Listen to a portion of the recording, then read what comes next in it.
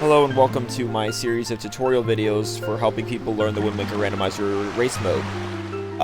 This first video is about the strategy known as Diamond Step Early, an optional strategy used to access Diamond Step Early with the use of two glitches out of logic to grab the two items, the two checks that are there.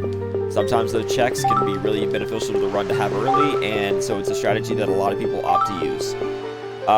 There's about a 54% chance on average that the items in Diamond Step will be required for your seed to be completed in race mode, so it's a lot of times people like to, since we started outside, go there immediately to save a warp. However, as I said earlier, this is optional. You don't have to do this. The two-time reigning champion of the tournament, Woofer, doesn't do this, so take this as you will. So at the start, what you're going to want to do is you're going to want to sail to go and get in your boat, get out your sail in Wind Waker, and you're going to sail to Diamond Step. And also, this is what's known as sail pumping by alternating A and Z. You can just get continuous burst of speed, and it's faster than sailing normally. Secondly, you want to sail in between Needle Rock on the right and Diamond Step on the left, so you're most of the way there, because you want to use Diamond Step to help you line up your jump. Because what you're going to have to do is you're going to need to do this and sail, basically sail pump jump with R into the big octo.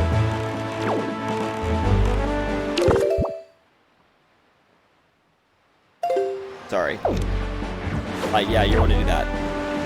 So basically, you're going to get up here where the octo is, and you're going to see that there's seagulls.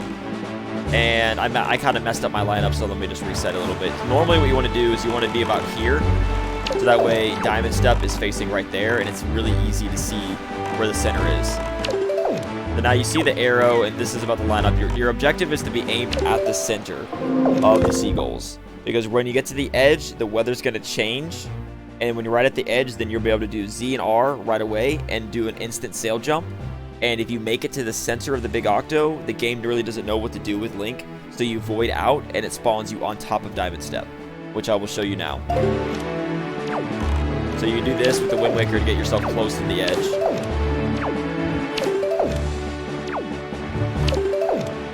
And there, see how the weather started to change? That means I'm actually at the edge of the big octo now. So now that I'm at, and since I'm aiming at the center about, like just like that, you're able to sail pump and jump, and it's going to void you out, and it's going to put me onto Diamond Step.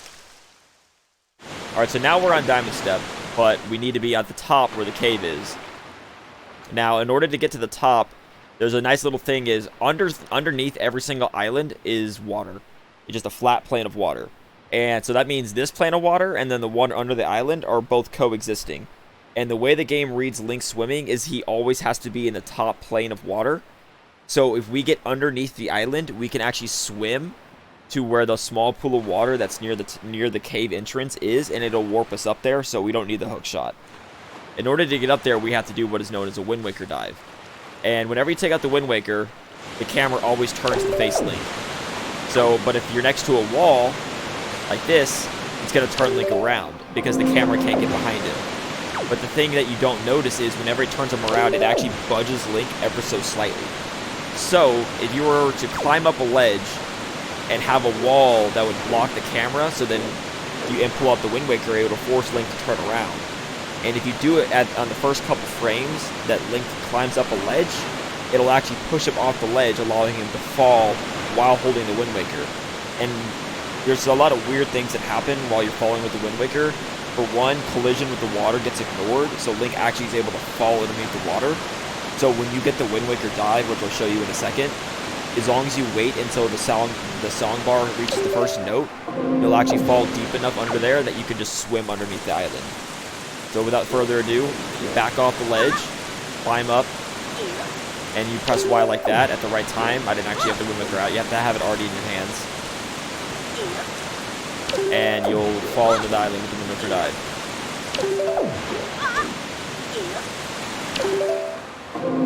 And then boom, you can swim onto the island, and then you want to line up about right here, and just wait till you to resurface, and then just swim straight. And you'll end up right up here, just like I said, right up at the very top of Diamond Step, able to easily access the cave. Yeah, sorry, I messed up that Wind Waker dive twice, but you get the idea. It just takes practice. Even I don't get it all the time. Alright, so then you're going to want to roll in this warp pod, the fastest way to get the checks. Because you don't have any other items, so there's no other skips that you'll be able to do. So you want to run here, get this guy to grab the pot, have him throw it at you. It doesn't matter if you get hit or not. Then you're able to get the stick without him grabbing you. That's what's important.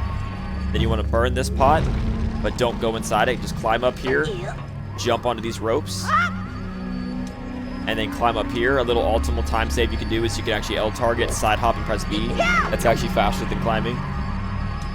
And then you can burn this one, and then let go of the stick.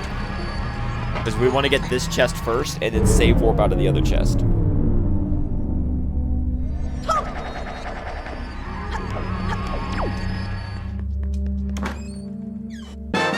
And this seed had a Master Sword, which is actually a very good find, so this was actually very good. Now we have double damage.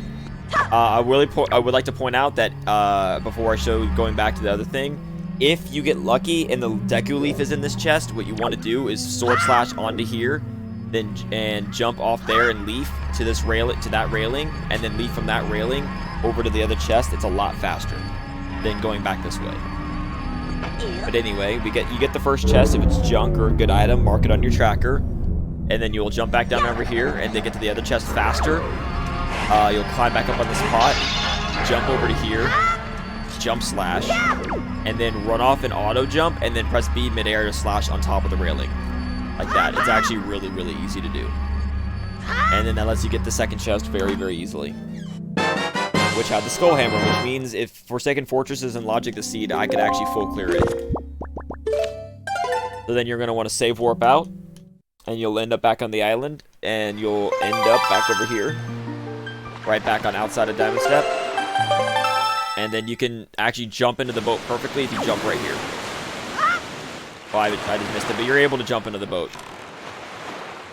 Alright, and that is all for Diamond Step Early. Just with some practice, you can actually do that very quickly in about 2.5 minutes if you do it optimally.